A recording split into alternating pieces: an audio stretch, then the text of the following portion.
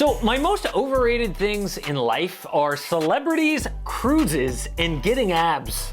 Was it really worth not eating that awesome stuff to impress random people at the pool? No. And in basketball, it's the same thing. Is it really worth all that flash just to lose in the playoffs every time? No.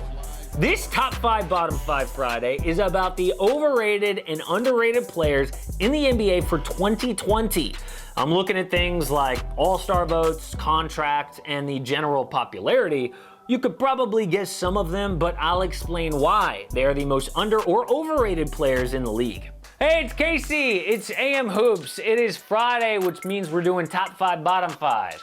Used to be Top 3, Bottom 3, but then people would ask, why isn't this player in there? And the reason is, well, he's just outside the top 3. So let's do Top 5, and today we're doing over and underrated players. The number 5 overrated player is DeMarcus Cousins. Now, I admit I'm guilty of this because I put Boogie as the number 1 player who you could sign to a playoff team in Orlando. I did, though, say if healthy, which is a huge if. I mean, people talk about Boogie like he's still in Sacramento, but I don't think he'll ever be that good again. A torn Achilles, then quad, then ACL. Those are all career-threatening injuries. And by the way, Sacramento Boogie ain't that great. Those teams were built around Cousins his first 6.5 years. He was a 3-time All-Star, made the playoffs 0 times. The most his teams ever won was 33 games, and he went through 5 coaches. This is not a guy you want leading your franchise when he's healthy, and he doesn't even have that anymore. Number 4, Zach LaVine. People who don't watch games, but do watch Instagram, legit think Zach LaVine is a superstar. This is the classic case of good stats, bad team. LaVine actually gets good numbers, and he's efficient, but it does not lead to wins. The Bulls need a facilitator and would be much better off sharing the ball. Instead, LaVine plays iso ball way too much in meaningless games. Combine 25 points per game with athleticism and bad defense, and you have an overrated player. Like Boogie, he is not getting paid though like a top tier guy, so he's not higher on our list. And I do think in the right role with a different coach, he could be a winner, but right now it's all hype. The number 3 most overrated player is D'Angelo Russell. D'Lo was a number 2 overall pick. He has played in some big markets for popular teams like the Lakers, the Nets, and Golden State, so obviously he's gonna get a lot of fan love. He was an all-star last year, got a lot of all-star votes this year, but anyone thinking he is going to turn around the Timberwolves are dead wrong. Can he even play with another all-star and not dominate the ball? Are we sure about that? Like LaVine, he is bad on defense. And this proves defense does not make a player popular. I mean, we know that, right? It's not flashy. A lot of it doesn't show up in the box score. But still, winning players take it seriously. D'Lo has had a positive net rating once his entire career, and that was a .1 in his All-Star year. Literally the smallest positive number you can have. Translation, his bad defense does not make up for his good offense. Number 2, you knew he'd be in here, Trae Young. Here's a guy who's gonna get a max contract and who was named an all-star starter, but he doesn't win many games or play any defense. Trae Young's popularity proves that we put way too much importance on offense and totally ignore defense.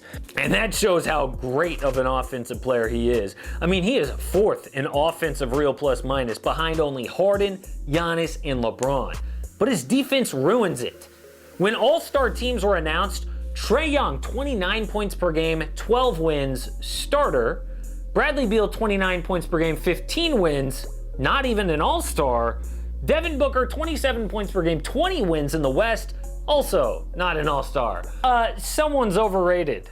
But the most overrated player in the league is Russell Westbrook, an all-star in the West, the 3rd highest paid player in the league. Look, I don't want to go over his entire career. I'm just talking about for 2020.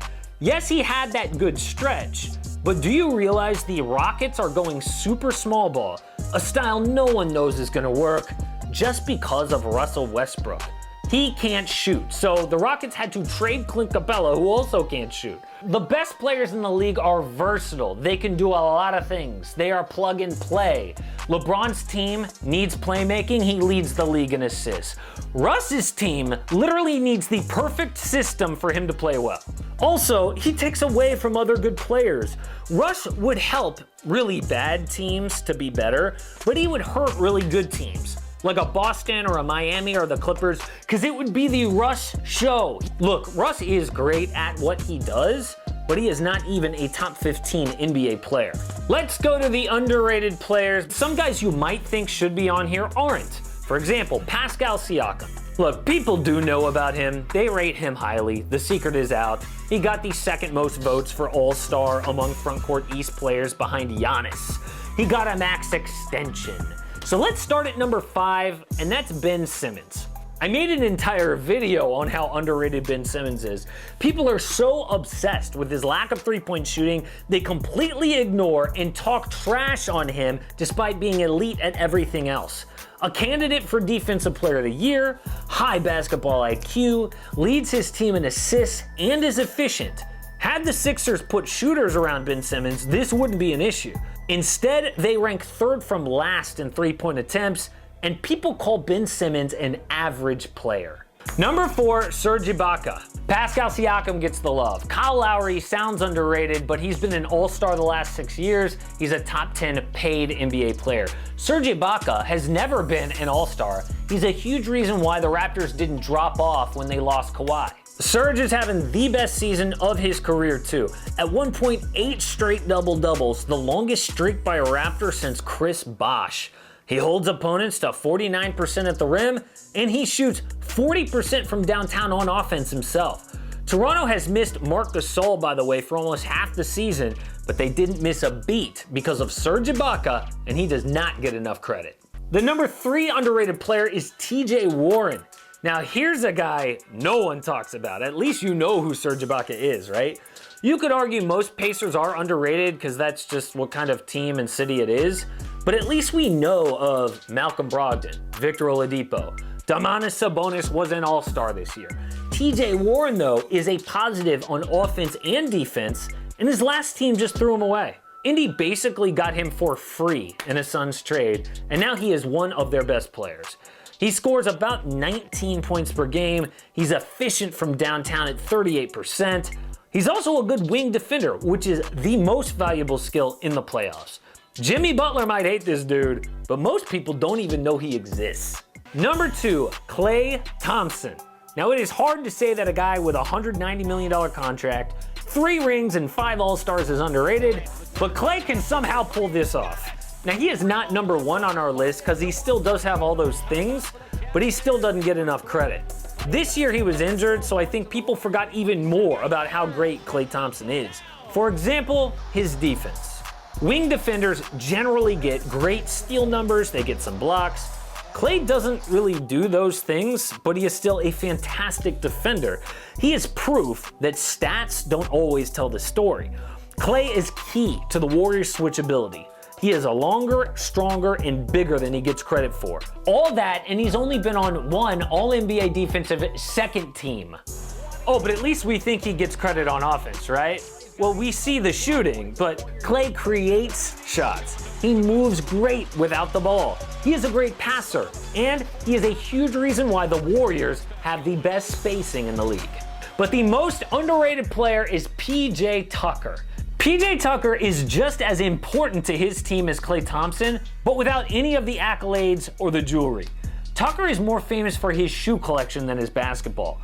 Why are the Rockets able to survive James Harden's horrible defense? PJ Tucker. Why are they a Russ-friendly system? PJ Tucker. He's the player that keeps the Rockets together, but he gets none of the credit. Tucker almost always guards the other team's best player. Now he's got to go up against centers. That looks uncomfortable. He's been underrated his entire life as a second-round pick, but to never even make 1 all-defensive first or second team is ridiculous. It's hard to find a guy with that skill set who can also hit corner threes at a ridiculous rate, 40%. He is perfect for a James Harden offense. And he is only making $8 million per year, so he checks every underrated box. Low contract, no accolades, no all-star votes, and a winning player. So let me know what you agree or disagree with in the comments. I'm sure you will. Also, let me know what top 5, bottom 5 you want to see in the future, but most importantly, stop giving these guys too much or too little love. Support AM Hoops and click subscribe. Don't miss a daily NBA video.